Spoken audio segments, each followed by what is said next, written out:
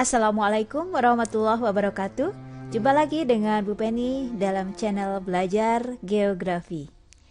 Pada sesi sebelumnya kita sudah membahas mengenai tipe wilayah, yaitu tipe wilayah formal dan fungsional, dan juga mengenai bagaimana kita melakukan pembatasan wilayah. Nah, pada kesempatan ini kita akan membahas mengenai pembangunan wilayah berkelanjutan. Pengembangan wilayah adalah sebuah rangkaian upaya, jadi rangkaian tindakan ya, untuk apa? Untuk mewujudkan keterpaduan dalam penggunaan berbagai sumber daya. Kita tahu sebuah wilayah pasti memiliki potensi-potensi sumber daya, baik alam maupun manusia, dan itu tujuannya adalah untuk merekatkan dan menyeimbangkan pembangunan nasional dan kesatuan wilayah nasional dalam konteks negara ya.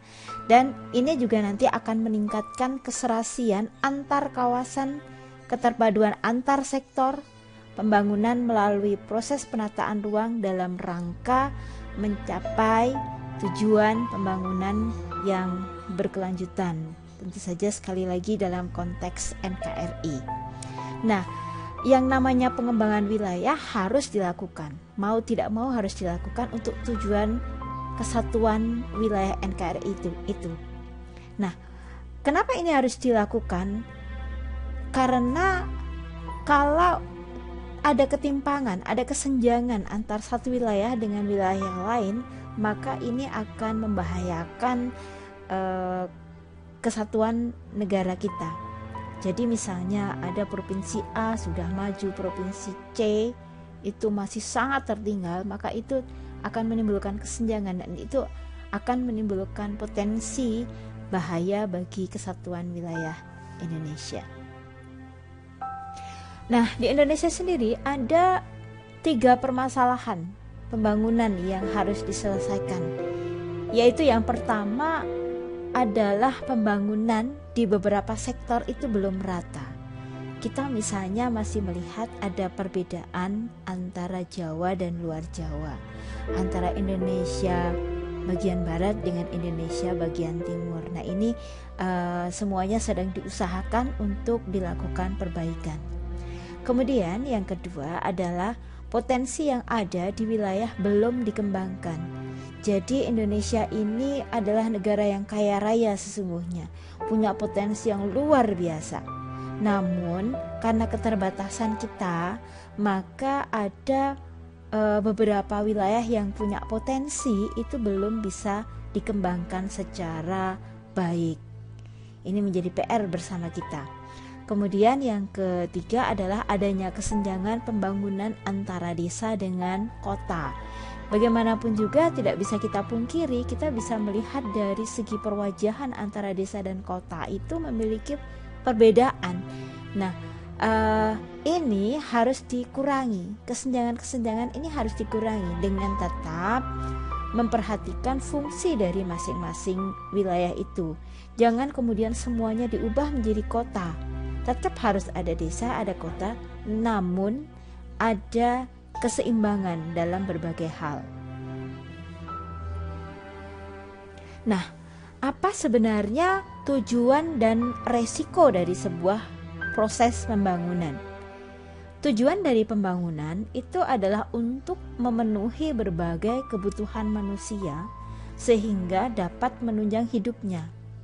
Selama manusia ada, maka selama itu pula manusia memiliki kebutuhan. Karena apa? Karena pemenuhan kebutuhan itu satu-satunya cara agar mempertahankan kehidupan manusia. Sehingga mutlak kebutuhan manusia harus dicukupi. Nah, hal ini akan menimbulkan resiko pembangunan, yaitu apa? Pemakaian sumber daya alam yang semakin besar. Nah, karena manusia memiliki kebutuhan, maka otomatis untuk memenuhi kebutuhan itu kita akan menggunakan sumber daya alam. Nah, karena manusia juga semakin lama semakin banyak jumlahnya, maka pemakaian sumber daya alam pun juga semakin besar. Nah, inilah yang akan menyebabkan sumber daya alam terancam habis. Permasalahan pembangunan wilayah itu yang selama ini ada adalah bahwa pengelolaan sumber daya alam hanya berorientasi pada jangka pendek. Artinya hanya berpikir tentang pemenuhan kebutuhan kita saat ini. Kita dihadapkan pada permasalahan yang lain, yaitu keterbatasan sumber daya alam. Tadi sudah saya sampaikan bahwa yang namanya sumber daya alam tidak akan kemudian langgeng selamanya, terutama sumber daya alam yang dia akan terbentuknya dalam waktu yang sangat lama, terutama sumber daya energi.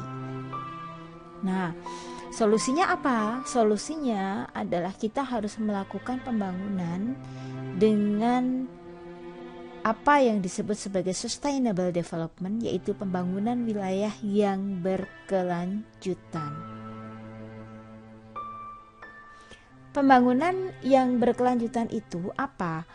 Pembangunan berkelanjutan adalah pembangunan yang mengusahakan terpenuhinya kebutuhan sekarang saat ini tanpa mengurangi kemampuan dari generasi yang akan datang untuk memenuhi kebutuhan mereka. Di sini kita butuhkan sebuah sikap yang mau berbagi, tidak egois. Jadi kita juga harus berbagi bukan hanya dengan saudara-saudara kita, dengan teman, dengan tetangga kita saat ini, tetapi kita juga harus berbagi dengan mereka-mereka yang akan hidup di masa yang akan datang.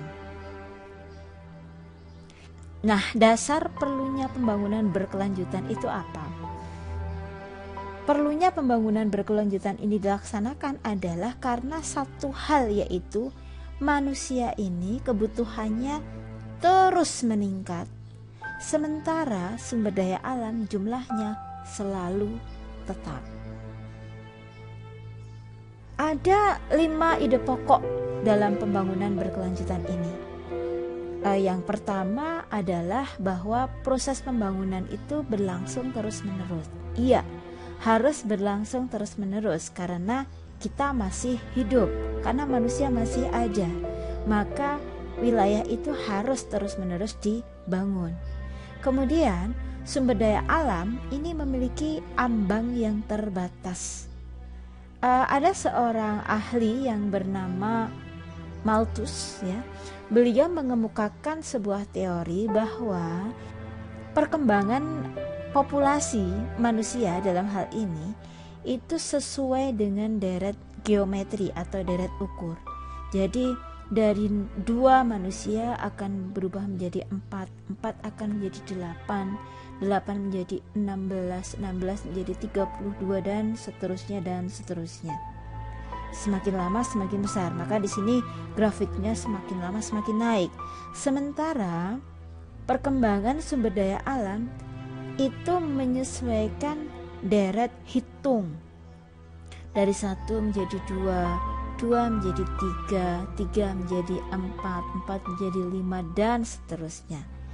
Inilah yang kemudian dikhawatirkan oleh Malthus, bahwa suatu ketika sumber daya alam ini tidak akan mampu memenuhi kebutuhan hidup manusia. Jadi di sini kita katakan sumber daya alam memiliki ambang batas. Pokok yang ketiga dalam ide pokok pembangunan berkelanjutan ini adalah kualitas lingkungan berkorelasi dengan kualitas hidup. Ketika kita hidup dalam lingkungan yang baik, maka kita pun akan memiliki kualitas hidup yang baik. Misalnya, kita hidup di lingkungan yang asri, tidak tercemar, airnya jernih, maka kita akan bisa hidup secara normal, secara baik dengan kondisi yang semacam itu.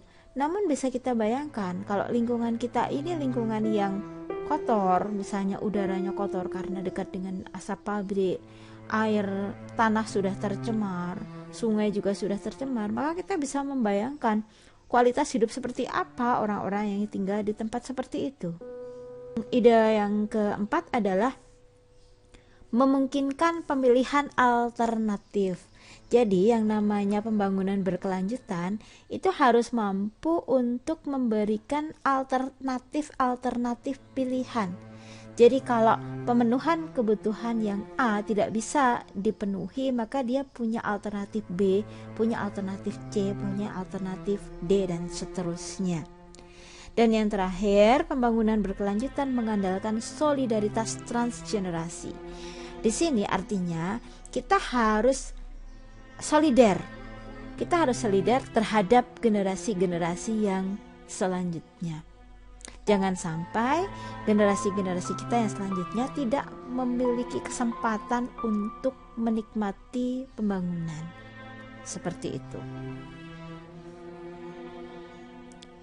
Nah, ada 3 aspek yang mendasari pembangunan berkelanjutan, yaitu ada aspek ekonomi, aspek sosial, dan aspek lingkungan hidup.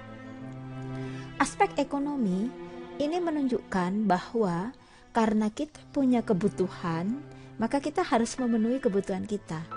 Namun demikian, dalam pemenuhan kebutuhan kita harus melihat 2 aspek yang lain, yaitu aspek sosial dan aspek environment. Aspek sosial, misalnya, kita lihat, kita akan memenuhi kebutuhan ekonomi, tapi karena kita tidak hidup secara individual, maka pemenuhan kebutuhan ekonomi kita itu harus merata, harus berkeadilan. Kemudian bagaimana dengan lingkungan hidup? Pemenuhan kebutuhan ekonomi kita ini tentu saja akan mengambil sumber daya alam yang itu tersedia di lingkungan kita. Nah, agar pemenuhan kebutuhan ekonomi ini terjaga, maka alam pun harus dijaga agar tetap lestari, sehingga pemenuhan kebutuhan ekonomi kita itu viable, bisa terus-menerus kita peroleh. Kemudian yang kedua, faktor sosial. Faktor sosial ini juga tadi dikatakan harus berkeadilan. Di samping itu, faktor sosial ini juga harus berkaitan dengan faktor lingkungan. Berkaitan dengan faktor lingkungan, maka lingkungan ini juga harus diciptakan lingkungan yang nyaman untuk tinggal. Ya, jadi ada suasana yang nyaman ketika berada di dalam kehidupan sosial. Nah, kemudian untuk faktor yang ketiga, environment ini juga harus tetap dijaga, tetap lestari, dengan tetap bisa memenuhi kebutuhan ekonomi dan tetap menyamankan kehidupan sosial. Nah, paduan dari ketiganya inilah yang akan kemudian kita katakan memenuhi apa yang disebut sebagai sustainable atau pembangunan berkelanjutan.